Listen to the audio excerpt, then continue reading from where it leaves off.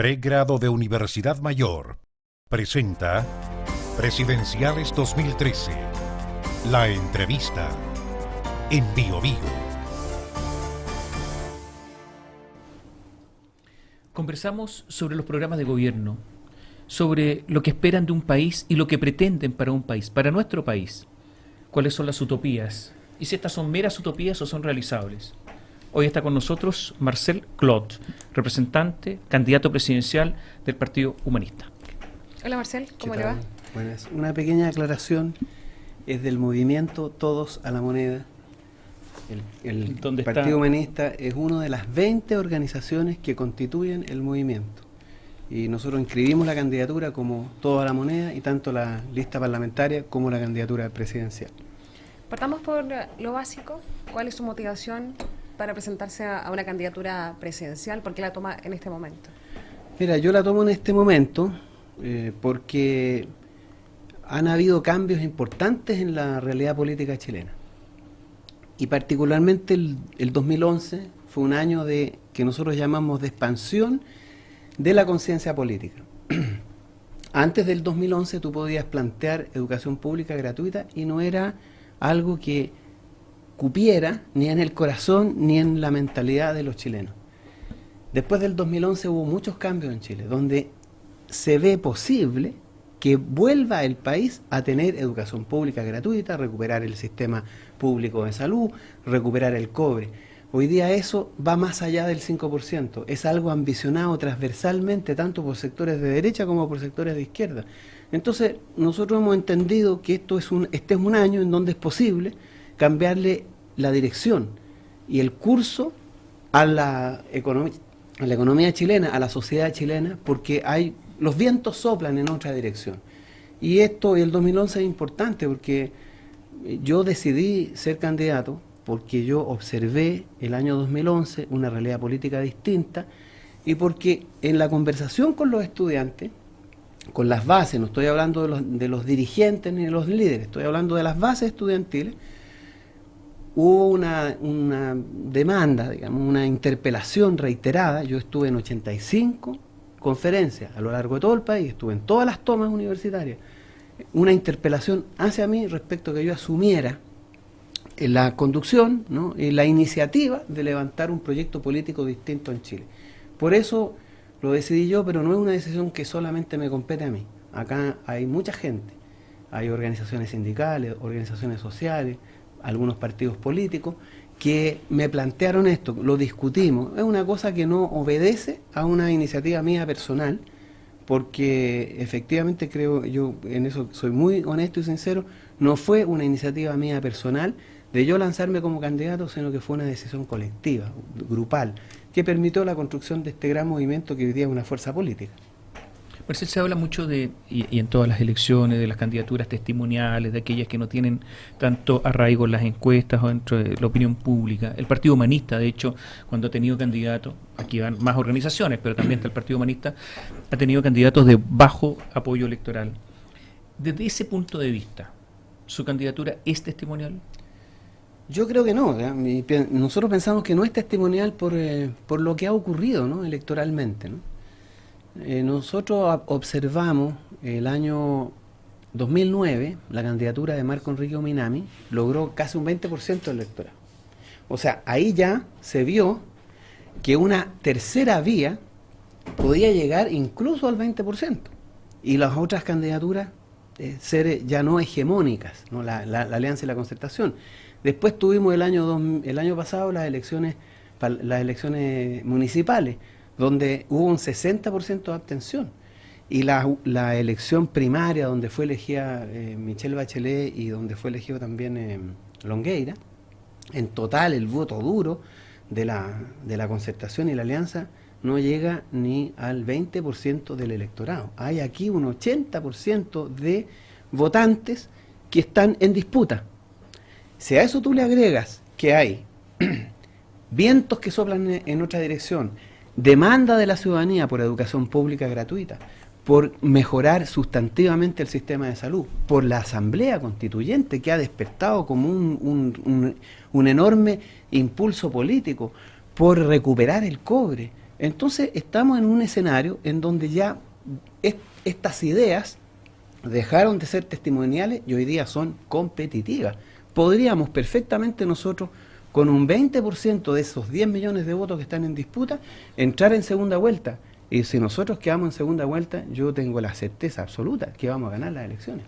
¿Y usted considera que hay coincidencia entre su candidatura y otras que también podrían parecer testimoniales desde el punto de vista de las encuestas o del caudal de votos que obtengan? Y si es así, ¿por qué no aunarse en una sola candidatura que pueda, por ejemplo, alcanzar un 20% o más? Bueno, porque esos son procesos que cuesta alcanzarlos, ¿no? La izquierda o estos sectores anticapitalistas, ¿no?, han tenido históricamente la experiencia de la derrota, lo que yo llamo la estética de la derrota. La experiencia siempre ha sido perder, ¿no? Entonces, en el fondo, ¿qué es lo que hace cada grupito? Arma su propia embarcación y navega hacia la isla que mejor pueda llegar o la que más pronto podría llegar. No hay experiencia de éxito electoral, de concretar una posibilidad real de cambio. Yo creo que en la medida en que estas fuerzas se vayan fortaleciendo y vayamos constituyendo una fuerza electoral más allá de una fuerza política, van a ir produciéndose estas coincidencias. No es tan fácil. Por ejemplo, el Partido Ecologista lanzó su candidatura sin preguntarle a nadie. No hubo ningún debate, ninguna discusión. De manera autónoma lanzó la candidatura. Marco Enrique Ominami hizo exactamente lo mismo. Él decidió ser candidato sin preguntarle a nadie, sin buscar alianzas, sin buscar acuerdos. Y las únicas dos candidaturas que logramos tener un nivel de conversación fue con Roxana Miranda. Yo creo que aquí hay 4 candidaturas que son comunes, que podrían perfectamente ser una, que es la de Marco Enrique Ominami, la de Roxana Miranda, Alfredo Feir y la nuestra del movimiento Toda la Moneda. Y yo creo que es tiempo para decir, hoy día, frente a los medios de comunicación, que existe todavía la posibilidad. Yo creo que esas candidaturas, yo le pido a Marco Enrique Ominami, a Roxana y a Alfredo Feir la posibilidad de conversar sobre ponerse de acuerdo en una sola candidatura en estas elecciones, porque si eso llega a ocurrir, nosotros entramos en segunda vuelta y ganamos las elecciones. Yo lo quiero pedir a ellos que piensen en eso, porque son candidaturas muy similares, tenemos proyectos muy comunes, pero lo que nos falta es la articulación y la fuerza política para poder derrotar hoy día al neoliberalismo y toda la herencia de la dictadura. Yo creo que ese desafío todavía está pendiente y yo espero tener alguna respuesta de parte de esas candidaturas en relación a esta idea. O sea, ¿usted está dispuesto a votar por Marco Enrique Ominami? En la medida en que haya una candidatura común, un esfuerzo. Pero ya no puede haber candidatura común, yo creo puede que haber sí. un acuerdo, pero van a estar todos en la papeleta. Por cierto, pero tiene que haber un acuerdo político. Por eso. Un acuerdo político. Pero un acuerdo y político si está en ese dispuesto a acuerdo votar por él. Si hay un acuerdo político en donde las bases de nuestros movimientos, las bases del Partido Progresista, del Partido Igualdad y del Partido Ecologista deciden que esa es la candidatura, es el acuerdo político, ¿no? De esos 3 candidatos, ¿con quién se siente más cercano? A ver, ¿Con quién sería más fácil llegar a este acuerdo? con Alfredo Feir, porque es más dura la relación con Roxana. Me ha cuestionado.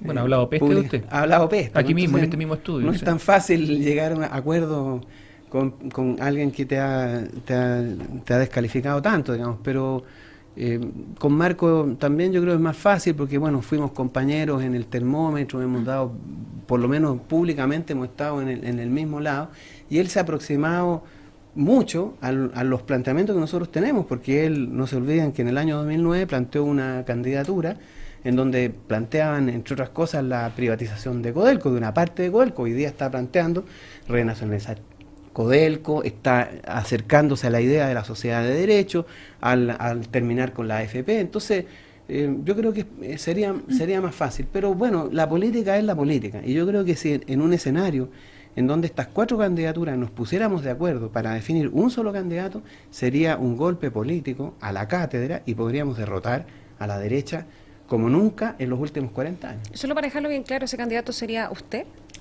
Yo lo que he dicho es que aquí hay que buscar un acuerdo político. Pero, no estoy diciendo que yo tenga que ser yo. ¿Pero le gustaría? O sea, obviamente que a nuestro movimiento preferiríamos que nuestro candidato sea el que esté ahí, digamos, pero estamos planteando honestamente la posibilidad de en un encuentro en un gran encuentro democrático, se decida una candidatura común. Sí, se lo pregunto porque Tomás también lo decía, Marco Enríquez Ominami es quien está marcando más en la encuesta. Algunas encuestas nos dan a nosotros por sobre... ¿Cuál? En la Ipsos, por ejemplo, en el norte, en el sur, nosotros estamos a 10 puntos y él está a 5 más o menos. Y en el sector joven, el sector en que va entre 18 y 30 años, nosotros estamos en 17 y él está en 10, en 11. O sea, está bastante peleada la cosa, nosotros creemos que ya estamos, por lo menos, en el mismo nivel de votación, ¿no? Usted dice que con esto se derrota a la derecha, o se podría derrotar a la derecha. Sí. ¿Usted considera que Michelle Bachelet, de resultar vencedora, no derrota a la derecha? No, porque ella es la derecha. Como O sea, ella es socialista. Bueno, ella pero era auxiliar en Alemania Oriental. Su madre le decían la Roja al interior de la Fuerza Aérea. O sea, tiene una tradición de izquierda, ¿no? Su sí, padre era de izquierda. Sí, las El tradiciones. general Bachelet. El problema de las tradiciones que a veces se quedan vacías de contenido, ¿no? Y lo que nosotros hemos observado, bueno, tú mismo has denunciado lo que pasó con Campeche, ¿no? Michelle Bachelet cambia el uso de un suelo para darle cabida a un proyecto antiecológico durante su gobierno. 43 centrales termoeléctricas, relaciones privilegiadas con Pascualama, con el grupo Edwards, con el grupo Angelini, el grupo Luxic tiene 2 o 3 personas en su comando. Además, la misma banca dijo que iba a repetirse el planto con ella. Las políticas que se aplicaron durante la concertación profundizaron las desigualdades, profundizaron la depredación del medio ambiente, hubo aplicación de la ley antiterrorista en contra del pueblo mapuche. Esas no son precisamente medidas que aplique un conglomerado supuestamente de izquierda, sino que de derecha. Ellos en la práctica tienen una praxis de derecha, y esa praxis de derecha entonces nos confirma que no van a hacer ningún cambio sustantivo ni fundamental, y que lo que van a hacer es consolidar lo que hemos venido experimentando en los 40 años que nos han gobernado, digamos, que es políticas de derecha, ¿no? Usted habla así de la candidata de la concertación, o de la nueva mayoría, como se llama ahora, pero usted en algún momento formó parte de la concertación. ¿Cuándo dejó de sentirse parte de la concertación y cuándo se desilusionó o dejó de sentir el espíritu? Bueno, mira, yo durante prácticamente todo el gobierno de la dictadura militar, fui un activista crítico de eso, y trabajé en muchos ámbitos políticos contra ello. Y obviamente me sentía interpretado por lo que ese entonces era el Partido Socialista, y yo milité en la agrupación de economistas socialistas. Yo me fui a estudiar a Europa, ahí revisé, bueno, la experiencia del conocimiento hace que muchas cosas cambien en uno, digamos, y sobre todo porque fortalecí algunos conocimientos que me faltaban, como por ejemplo todo lo que es el estudio de la economía marxista. Fui la primera vez que estudié economía marxista, fue una universidad católica, jesuita, en Europa. Y eso, bueno, te cambia un poco la perspectiva. Logré fortalecer mucho mi crítica al modelo capitalista neoliberal. Y cuando llegué acá, obviamente estaba muy entusiasmado con la concertación, porque era un proyecto interesante, ¿no? No nos olvidemos que lo mismo que estamos nosotros planteando hoy día, terminar con la AFP, cambiar la Constitución, fortalecer el sistema público, eran las mismas propuestas que tenía la concertación hace 25 años atrás. Bueno, pero yo entré a trabajar al Banco Central, estuve ahí, en el mismo lugar donde debían haberse aplicado políticas distintas.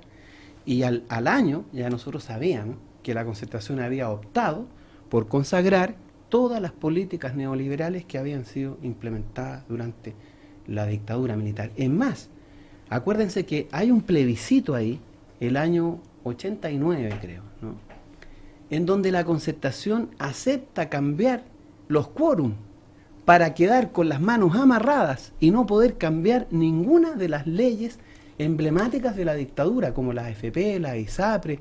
Entonces, eso yo lo vi, y lo vi desde dentro, y vi cómo en el Banco Central las políticas que yo mismo había observado se estaban implementando durante la dictadura militar, ellos las consagraron y las profundizaron.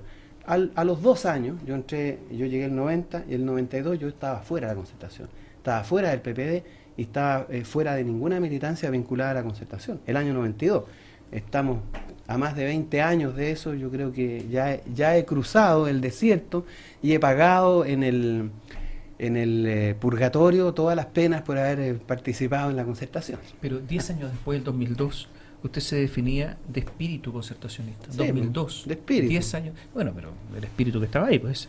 Es que no es el espíritu de las políticas, del espíritu originario, porque yo lo dije eso en que fue una época en donde con la Fundación Terram nosotros hicimos una gran propuesta para modificar las políticas económicas y tuvimos muchas reuniones con más de 15 parlamentarios de la concertación y de hecho dimos conferencias de prensa en donde ellos intentaron instalar de nuevo el espíritu originario de la concertación. ¿Cómo termina eso? Termina con la ley de pesca, cuando nosotros denunciamos la corrupción del senador Saldívar y donde todos esos parlamentarios se retractaron inmediatamente del documento firmado y se acabó el espíritu originario de la concertación. Y ahí terminó ese pequeño intento por refundar un proyecto político que pretendiera cambiar la herencia de las políticas económicas que la concertación había instalado. A ver, ¿qué pretendería usted para el país? Si tuviera que ordenar el país, tuviera los poderes suficientes, ¿habría 3 áreas de la economía? ¿Cómo serían las empresas? ¿Qué pasaría con la minería? ¿Qué haría? Bueno, en materia política, lo primero que nosotros queremos hacer es cambiar la Constitución. Esa cuestión es fundamental, ¿no? Y nosotros esperamos que en el debate de esa asamblea constituyente, que debería representar a todos los chilenos, nosotros esperamos que los pescadores artesanales designen democráticamente delegados, los estudiantes, los académicos, todo ese sector de chilenos que no tiene militancia en alguna organización también tenga posibilidad de participar en los Suena un poco a electoral. corporativismo el asunto, ¿eh? No, bueno, no sé si corporativismo, pero Eso es lo que plantea el corporativismo. Una representación desde los distintos estamentos de la sociedad. Eso es lo que pero eso además, es lo que propugnaba el corporativismo. Bueno, pero en realidad aquí lo que importa es que la democracia sea eficaz y que podamos, en estricto rigor, todos los chilenos, desde los distintos ámbitos de la vida social y que nos interesa, que tengan algo que decir, nosotros esperamos que el 70% de los delegados a esta constitución, a esta asamblea constituyente, vengan genuinamente de regiones. Porque nosotros podemos hacer de nuevo el sistema de representación y ¿qué va a ocurrir? Van a estar siempre santiaguinos que van a terminar decidiendo una constitución. Nosotros entendemos que una norma de esta asamblea constituyente es que el 70% sean delegados genuinamente designados designados democráticamente, por si acaso, desde las regiones, lo mismo que la mitad deben ser mujeres. Esas son ciertas reglas que nosotros entendemos que deben cumplirse para que la nueva constitución sea genuinamente el resultado de las aspiraciones y ambiciones de lo que la sociedad chilena quiere. Y eso nosotros creemos que es posible. Hay una discusión de los expertos en la constitución, pero ninguna constitución puede negar el ejercicio de la soberanía popular y el ejercicio del poder constituyente. Por lo tanto, nosotros creemos que la constitución actual, aunque sea moribunda, aunque sea formada en dictadura, no puede negarse a que haya el ejercicio de la soberanía popular y el poder constituyente, porque si no, sería un bando militar. Por lo tanto, nosotros creemos que nos avala la democracia y el ejercicio del poder político para tener una nueva constitución. A partir de ahí uno tiene que imaginarse el país que nosotros queremos. Nosotros no queremos monopolios. Pero hago una pregunta antes de eso, sí. En cuanto al régimen político, ¿Estado unitario o federal? Estado federal, no unitario. Estado, gobierno, un sistema de gobierno presidencialista, semipresidencialista, parlamentario. Nosotros pensamos que el sistema parlamentario es más cercano a la democracia participativa, que nosotros esperamos que el sistema presidencial, donde el poder se concentra en una sola persona. Sistema electoral, ¿cuál prefiere? Proporcional, cifras repartidoras. ¿Con cifras repartidoras? ¿Cómo existía antes en Como Chile? existía antes en Chile. Que es bastante más... ¿Qué cambiaría las garantías? Estoy hablando de los términos gruesos de la Constitución. ¿Qué cambiaría las garantías constitucionales? ¿Las garantías constitucionales de quién? Bueno, todas las constituciones, todas establecen ciertas garantías individuales, que son muy importantes. No, ¿Qué cambiaría las garantías constitucionales? Nosotros esperamos que la nueva constitución sancione íntegramente el respeto a los derechos fundamentales de las personas, ¿no? O sea, la Declaración Universal de los Derechos Humanos debería ser parte del cuerpo constitucional del país. Nosotros queremos que el Estado, por ejemplo, que se defina en la Constitución, sea un Estado garante de derechos y no un Estado subsidiario que finalmente ha sido garante de negocios. Para nosotros, en esta nueva Constitución, debe estar garantizado el derecho a la educación pública, gratuita y universal. Debe estar garantizado el derecho a la salud pública. Debe estar garantizada la autonomía, la soberanía de los chilenos sobre sus recursos naturales estratégicos, el cobre, el litio, los recursos pesqueros, el agua. El agua hoy día está en manos de multinacionales.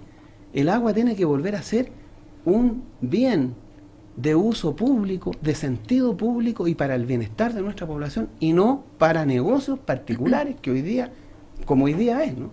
Esas son las garantías fundamentales, un Estado garante de derechos y no un Estado garante de negocios. ¿Y cuáles serían los deberes de los ciudadanos? Bueno, los deberes de los ciudadanos, un deber que nosotros entendemos muy importante es la cuestión política. Hoy día nosotros no tenemos ciudadanos, no tenemos. Los deberes de los ciudadanos es pagar impuestos, por ejemplo. Porque los impuestos, nosotros entendemos que los impuestos no son ninguna gracia, no son una bendición de Dios. Nosotros no cobramos impuestos ni pagamos impuestos porque es entretenido pagar impuestos. Es el precio que nosotros tenemos que pagar para la vida en comunidad. Hay cosas que tenemos que financiar que nos interesan a todos. Que todos los chilenos sean bien educados es un interés público, porque de eso depende que los médicos sean buenos, que los ingenieros, que los periodistas, que los técnicos, los profesores sean buenos, competentes, y que además tengan prácticas sociales de respeto, ¿no? Cuando la sociedad es más educada, es una sociedad más sana. Las relaciones entre las personas son de mayor respeto. Por lo tanto, a nosotros nos parece que la educación debe ser un derecho para todos y las personas en esas circunstancias tienen que estar dispuestas a pagar impuestos, porque tenemos que tener bienes públicos, tenemos que cuidar esos bienes públicos, el sistema público de salud tiene que ser de primera calidad. Nosotros esperamos multiplicar por 3 el presupuesto de la salud, porque hoy día está en un 2,5%. El Producto Interno Bruto debe llegar al 10%, incluyendo el aporte de las personas y del Estado, y el aporte del Estado debe ser el 7,5%, y las personas con el aporte que hacen del 7% de descuento de su salario deben contribuir, y con eso solamente deben tener garantizado el derecho a la salud. Pero para eso hay que pagar impuestos. Pero hay otra obligación de los ciudadanos, la cuestión política.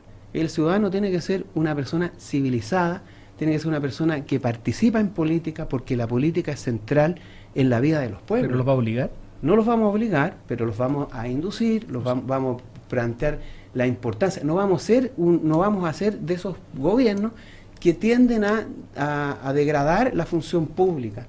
Nosotros esperamos que la gente entienda que no solamente hace política siendo senador o diputado, sino que siendo dirigente sindical, dirigente estudiantil, participando en esas organizaciones, siendo una persona consciente de que lo público es de incumbencia de todos, y de que si nosotros participamos en lo público o no participamos, estamos tomando decisiones, y eso es importante, la responsabilidad con la comunidad, la responsabilidad con la educación, con los bienes públicos. Nosotros esperamos a construir una sociedad donde las personas sean responsables, no solo en lo privado, sino que también en lo público, paguen impuestos, sean buenos profesionales, buenos académicos, buenos estudiantes.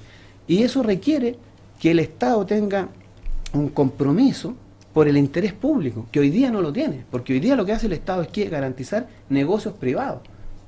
¿No volvería con el voto obligatorio? Yo no sé, habría que pensarlo, no lo he pensado, pero en una sociedad donde la política es una cuestión central y se entiende una responsabilidad, no es necesario. Yo creo que el voto voluntario sigue siendo, por lo menos hasta aquí, hasta donde yo pienso, digamos, una condición que no cambiaría por ahora. Estamos conversando con Marcel Clot, candidato del movimiento Todos a la Moneda. Hacemos un pequeño alto, volvemos de inmediato.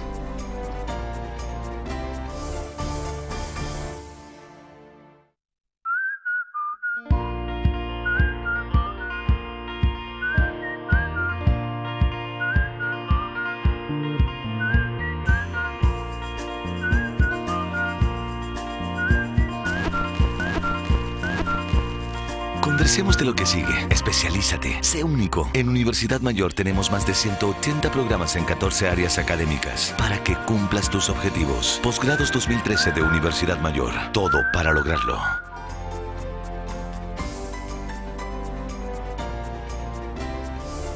Seguimos en esta conversación que hemos ya establecido con el candidato del movimiento Todos a la Moneda, Marcel Clod.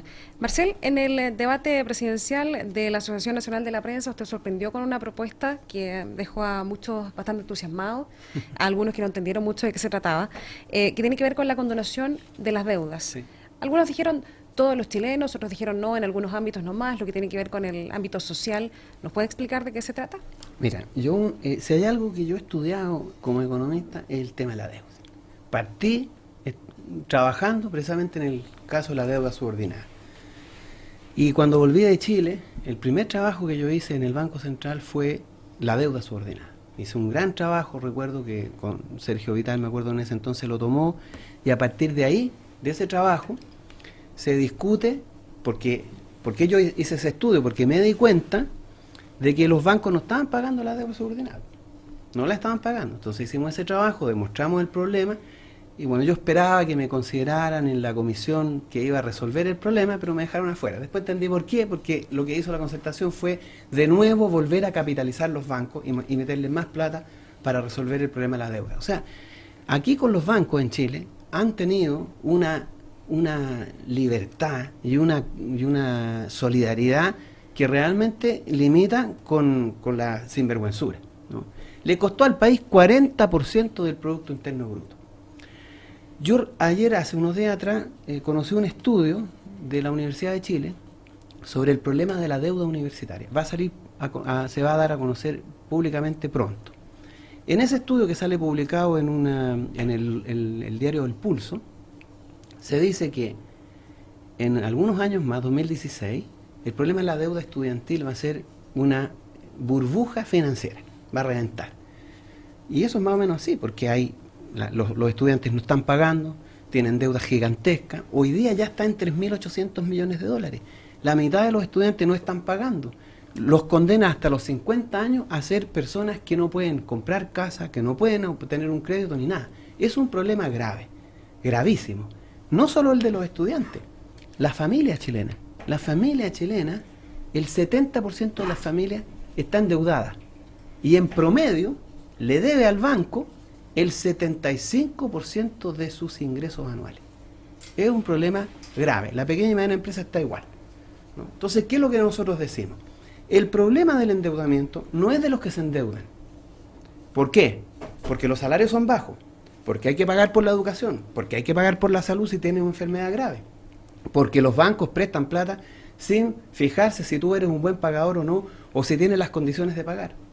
Entonces, todo está orientado a que el endeudamiento sea la forma de conducta normal de la sociedad y de las personas y de las familias. Es un problema gravísimo, es una burbuja financiera que va a explotar. Entonces hay que asumir esto como un problema grave. Y como es una cuestión que incumbe a toda la sociedad y es responsabilidad de toda la sociedad, pues el Estado tiene que asumir esta responsabilidad. ¿Cómo lo hizo con los bancos? A 5 bancos le perdonó las deudas y los bancos lograron recapitalizarse con platas de los chilenos que le costaron al país 40% del Producto Interno Bruto en una etapa en donde había 25% de cesantía, donde el crecimiento era negativo y donde la situación social era gravísima. Hoy día estamos creciendo, no tenemos problemas de cesantía como las que tuvimos en esa época, y lo que nos costaría resolver este problema es el 10% del Producto Interno Bruto. O sea, resolverle el problema al 80% de los chilenos le costaría al país el 10% del Producto Interno Bruto. Dinamizarías la economía, porque esta gente, ¿qué es lo que hace con su plata? La gasta en el mercado interno. ¿Y quién le vende al mercado interno? Las pequeñas y medianas empresas. Hoy día la gente lo que hace es pagar la gran parte de sus ingresos a los bancos, y los bancos los ponen. ¿Tú sabes a quién le prestan plata a los bancos? Fundamentalmente. Es una cosa sorprendente. El 83% del crédito de la banca se va al 1,3% de las empresas, que son las mega y grandes empresas. Por lo tanto, resolverle el problema de la deuda a las familias es prácticamente algo que a la banca no le significaría ningún problema. Esto podría producir dos problemas. Uno, inflación. No, ¿Por qué va a producir inflación? Bueno, si la gente dispone de más recursos para gastar, se puede producir inflación. Lo que pasa es que la inflación va a producirse en la medida en que la demanda no tenga oferta. Bueno, Pero el problema que hoy día nosotros tenemos en la pequeña y mediana empresa es precisamente que la oferta no tiene salida, que los tipos no pueden vender, que no tienen mercado suficiente. Hay capacidad instalada en la economía chilena y además el Banco Central puede regular el problema de la deuda, el problema de la expansión monetaria.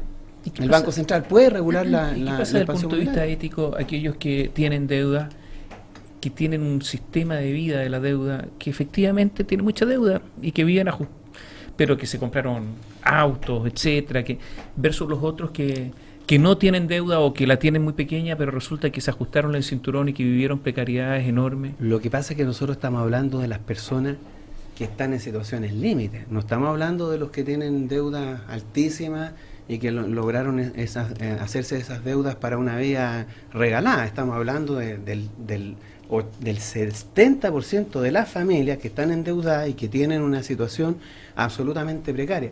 ¿Sabes lo que pasa? Que ese mismo argumento uno lo puede aplicar cuando los bancos se endeudaron. O sea, ¿cuál es el sentido ético de responder, de pagarle naturalmente a 5 que es el bancos? mismo argumento. Bueno, No, pero naturalmente la el mismo diferencia es esta, que masivamente la gente que hoy día se está endeudando es gente que no le alcanza para vivir, que tiene que pagar educación, que tiene que endeudarse por la salud. Probablemente muchos de ellos van a pagar, como se dice, justos por pecadores, pero acá hay un problema grave de la economía chilena, del país y de la sociedad. Mira, en Chile hay problemas graves de carácter psicológico, depresiones, angustia, violencia intrafamiliar, maltrato de los niños. Todo esto tiene que ver con la angustia, las depresiones, las ansiedades que produce vivir endeudado. Es un problema grave de salud pública. Entonces, claro, hay algunos problemas de eso y uno nunca los va a poder evitar. Pero, bueno, uno tiene que saber elegir desde el Estado. ¿Qué hago? ¿No le salvo la vida a algún par de personas que se endeudaron irresponsablemente por resolverle la vida al 60%, 70% de las familias que están realmente en condiciones graves? Yo creo de verdad que Chile necesita una segunda oportunidad. Porque nosotros entendemos lo siguiente: vamos a hacer esto. Otros me han dicho, bueno, pero la gente se va a volver a endeudar. Momento. Nosotros también esperamos aumentar los sueldos, porque nosotros vamos a fortalecer el poder de negociación de los trabajadores. Va a haber sindicalización obligatoria, los trabajadores van a poder negociar colectivamente, se va a terminar esto de que no pueden declararse en huelga. Los salarios van a subir los salarios, la educación va a ser pagada por el Estado y la salud también va a ser un bien público. Por lo tanto, ya le generas un aumento de ingresos importante a las personas, a las familias. Entonces las necesidades de endeudamiento disminuyen. El problema es que cuando tú tienes un país donde la mitad de los trabajadores gana 250.000 pesos y tienes que pagar 150, 200.000 pesos por la educación, es que no hay por dónde. ¿Cómo se aumenta la productividad? La productividad en Chile es de 1/3 de los países de la OCDE. Bueno, nosotros entendemos que acá, o sea, esa es una cifra desastrosa, digamos. Sí, pues, lo que ha faltado acá es que el Estado asuma el rol de ser también un agente económico y no subsidiario. Nosotros vamos a recuperar el cobre. ¿Qué vamos a hacer con el cobre? Vamos a invertir en energía no convencional, ¿no? En energía solar, en energía eólica. Vamos a tratar de que la minería del cobre en manos del Estado de Chile no utilice el agua de las poblaciones y desalinice la que pueda sacar del mar. Es caro, pero tiene que hacerse porque no puede dejar a las poblaciones del norte sin agua. El Estado tiene que volver a darle a la Corfo este rol de impulsor de la producción y de la economía. Ese rol nosotros entendemos que tiene que volver a recuperarse, que el Estado oriente políticas para que no seamos productores de materias primas y le agreguemos algo de sofisticación. Fíjate que el cobre chileno, por ejemplo, nosotros, Codelco es responsable del 30% más o menos de la producción, el 70% es concentrado, se llevan el cobre, el oro, la plata, el molibdeno, y te castigan el precio porque te cobran la refinación afuera y no te pagan por un conjunto de productos que son también parte del concentrado que se llevan. Nosotros esperamos refinarlo acá, aumentar los ingresos de Codelco. Eso te va a permitir, nosotros vamos por lo menos duplicar el presupuesto de la nación, llegar al 40% de la carga tributaria que tienen normalmente los países de alto desarrollo y tener una política de innovación tecnológica. Tenemos que hacer innovación tecnológica. Chile no hace innovación ¿Pero quién tecnológica. asegura que el Estado lo hace bien? Que Nadie. Codelco está bien Mira, administrado, que Petrox está bien, que NAP está bien administrado, que... nadie te lo asegura como nadie te asegura que las empresas privadas también lo hagan. No, pero Yo lo que te digo hay una que- cosa, el tema de la eficiencia lo he discutido mucho, ¿no? Porque es algo que, bueno, a mí, bueno, yo nací al mundo público con esta discusión de que el Estado es ineficiente y que el sector privado es eficiente. Eso no es cierto. Pero yo no he dicho eso. Codelco, Lo que bueno, estoy diciendo es que es lo que asegura que el bueno, cambio sea productivo. Lo que lo asegura es que tú tengas una población inteligente, bien educada, bien formada. Te lo asegura que la educación pública te garantiza que las personas sean competentes, responsables. Porque en esto de ser responsable o irresponsable, competente o incompetente, tiene mucho que ver con la formación de las personas, con los valores que tú promueves. Si tú promueves en Chile la competencia, la destrucción del otro, el hacerse rico rápidamente, ¿cuántas personas nosotros tenemos hoy día en Chile? Por ejemplo, Jurasek, ¿no? Este señor fue funcionario público, hizo negocios escandalosos con Endesa. Hoy día está de presidente de la Universidad de Chile, para mis pesares y para muchos que son de sangre azul. Tenemos a este señor ahí como presidente de la Universidad de Chile. Y este señor se comportó de manera irresponsable como funcionario público y después como funcionario privado. Eso ocurre ¿por qué? Porque se valora en Chile hacerse rico y rápidamente. ¿Dónde están los valores del compromiso público, de la responsabilidad con la comunidad, de la responsabilidad con el Estado? Yo creo que Chile fue también un país así. Mi padre por lo menos era un hombre que se había que trabajar en la noche para pagarle el sueldo a las pensionadas porque él estaba en el Servicio de Seguro Social, hoy día el Instituto de Previsión Social, y yo vi muchos funcionarios que eran responsables y tenían en su corazón el compromiso con lo público. Nosotros podemos volver a ser un país así, ¿por qué no? Yo creo que nada lo asegura, nunca va a ser perfecto que el Estado sea el que administre, pero tampoco el sector privado es gran administrador de recursos. Piensa tú lo que pasa con la energía. En Chile, los tipos gastan energía de manera escandalosa, crece el consumo de energía por sobre el Producto Interno Bruto. Eso es ineficiencia. El costo de la ISAPRE es 14 veces más alto que el costo de FONASA. Entonces, deficiencia del sector público respecto al sector privado. Las ISAPRE, las AFP, fíjate las AFP. Mi abuela, una italiana que no tenía ni octavo básico, ahorraba sus platitas en la libreta del Banco del Estado. ¿Cuánto rentabilidad le daba eso? 4%. ¿Tú sabes cuál es la rentabilidad histórica, neta, de costo, pérdida de la AFP? 2%.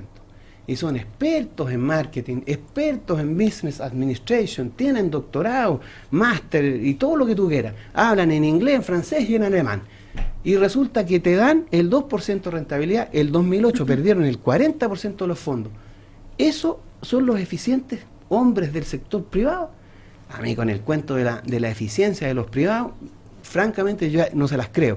Tampoco voy a decir que el Estado siempre es el mejor administrador, pero si tenemos gente inteligente, si además existe fiscalización, nosotros estamos pensando en que exista esto del referéndum revocatorio. ¿Qué es lo que es el referéndum revocatorio? Que si resulta que un grupo de ciudadanos considera que tal autoridad es incompetente, no cumple sus deberes, se puede pedir un plebiscito para sacarlo del cargo. Con eso, fíjate tú, no tendrías posibilidad de que te hagan un golpe de Estado. Porque si te parece que es malo el presidente, se puede organizar la oposición y sacarlo por la vía democrática sin hacer golpes de Estado. Eso incluso tiene beneficios. Entonces, muchas cosas se pueden implementar, sobre todo si tenemos prensa libre. Ustedes saben lo difícil que es desde los medios de comunicación denunciar la corrupción, cómo tapan los negocios oscuros que tienen. Si nosotros tenemos una prensa libre, que nosotros esperamos comprometernos con eso, crear medios de comunicación estatales, apoyar la educación pública, la televisión pública, la televisión cultural y educativa, apoyar a los medios regionales, a las radios y televisoras comunitarias. Nosotros esperamos que 1/3 de la oferta de medios sea comunitaria, 1/3 comercial y 1/3 estatal. ¿Una ley de medios? Una ley de medios, por supuesto, que que garantice la independencia de los medios de comunicación. Para nosotros eso es fundamental, y ustedes saben lo importante que es en una democracia la libertad de expresión para evitar precisamente la corrupción, el nepotismo, las oscuras maniobras de los funcionarios públicos, porque el Estado es poder, y cuando hay algunas personas de izquierda o de derecha que pueden ser inescrupulosas, y para eso la prensa tiene que jugar un rol importante. Quiero ir al tema de la eficiencia o ineficiencia de las personas. Su movimiento es Todos a la Moneda. Y todas. Y todas. Los buenos, los malos, los más o menos, etcétera. Usted también compromete un recambio generacional y nuevas personas, y también cualquiera de nosotros que podría participar activamente de su gobierno. Me gustaría que nos contara con qué personas está trabajando. Usted ha dicho que hay personas del Partido Comunista, por ejemplo, que lo están apoyando, que eso lo han dicho, que eso lo han reconocido, a pesar de que la directiva del Partido Comunista está en el Pacto Nueva Mayoría apoyando a Michelle Bachelet. ¿De qué personas estamos hablando en Todos a la Moneda? Mira, nosotros a lo largo del país hemos logrado formar solamente en Santiago 500 profesionales. Tuvimos un encuentro de profesionales trabajando en el programa. En Concepción hay 100, en Valparaíso hay 50 más, solamente en Vicuña hay 15, sumando toda la cantidad de profesionales que están trabajando en el movimiento y que han llegado por iniciativa propia, ¿no? Porque este movimiento ha despertado algo que a nosotros nos ha sorprendido de manera gigantesca, o sea, el voluntariado. Nosotros hemos estimado que tenemos... Mira, porque yo soy economista, entonces tengo ciertas deformaciones profesionales. Yo quise calcular cuánto es el aporte real del trabajo voluntario que tenemos en términos monetarios. Y hicimos ahí un pequeño cálculo que puede tener muchos errores de estimación, pero es simple, digamos. Horas hombre trabajadas por 15, 20, 40 personas que están en cada comando. Nosotros llegamos a una cifra de 1.500 millones de pesos en trabajo voluntario. Si se lo hubiéramos pedido al Banco del Estado, no habría llegado, porque nos prestaron apenas hasta ahora 110 millones de pesos. Hay otros que le pasaron 2.500 ante la sola firma, y nosotros hemos tenido que entregar garantías y un montón de compromisos. ¿Pero de cuántas personas estamos hablando? ¿Cuál es el perfil? Estamos hablando de más de 1.000 profesionales, 250 dirigentes sindicales. Hay personas como Tomás Hirsch, como Marucha Pinto, personas que son algunas. Hay otros que son totalmente desconocidos, que tienen un trabajo, que tienen doctorados, que tienen estudios fuera del país y que pueden perfectamente asumir tareas de responsabilidad pública, ¿no? Pero el movimiento es hoy día un grupo de personas sólido, consistente, que tiene dirigentes estudiantiles. Nosotros esperamos no solamente dirigir el país con técnicos, ¿no? Nosotros queremos reivindicar el sentido razón de la política. Esperamos tener dirigentes sindicales como ministros, como subsecretarios, dirigentes estudiantiles como ministros y subsecretarios, académicos que han tenido largo trabajo de conocimiento, de resolución de problemas. Nosotros hemos logrado captar esa capacidad que no estaban hoy día en la política, porque la política chilena hoy día se ha convertido en camarillas de gente que se reparte el poder, y donde los que saben, los que entienden, no son invitados precisamente a la toma de decisiones. Usted habló de José Yuracé. ¿Qué haría con él? Si es posible procesarlo por el daño al interés público, lo haría. Meterlo preso. O sea, procesarlo. Bueno, eso es para meterlo preso, porque bueno, esa es la primera etapa. En la medida en que se demuestre que ha cometido, que ha dañado severamente el interés público y la propiedad fiscal, me parece que tiene que ser... O sea, su juicio cometido delito. Yo creo que sí, yo creo. Por eso. No, yo creo, pero espero que un juicio lo demuestre. Yo a mi juicio, muchos funcionarios públicos, como Yuracé, que eran funcionarios públicos, que fueron los que se encargados de ser los que debían sanear ciertas propiedades, después terminaron siendo propietarios. El otro, el señor Ponce Lerú, ¿no es cierto?, que como gerente general de la Corfo, terminó siendo dueño de una de las empresas que eran de la Corfo, que es Soquimich. Ahí hay que investigar y saber qué ocurrió, y sobre eso hay que recuperar propiedad pública de empresas que fueron fraudulentamente privatizadas, y los que fueron responsables de eso deben ser procesados. ¿Y le sigue con la idea de quitar la nacionalidad a Jorge Paula, no? Yo creo que es una buena idea. ¿Sí? ¿Solo eso, no? ¿O algo más con él? No, yo creo que por ahora solo eso. Muchas gracias. Gracias Gracias por a estar, ustedes, Marcel. por Gracias estar con por estar con nosotros. nosotros. Marcel Clot, explicándonos su programa de gobierno y lo que haría si es que es elegido presidente. Les agradecemos haber estado con nosotros en la transmisión de Bio Bio la radio y también de Bio Bio Televisión. Presidenciales 2013. La entrevista en Bio Bio. Pregrado de Universidad Mayor presentó Presidenciales 2013.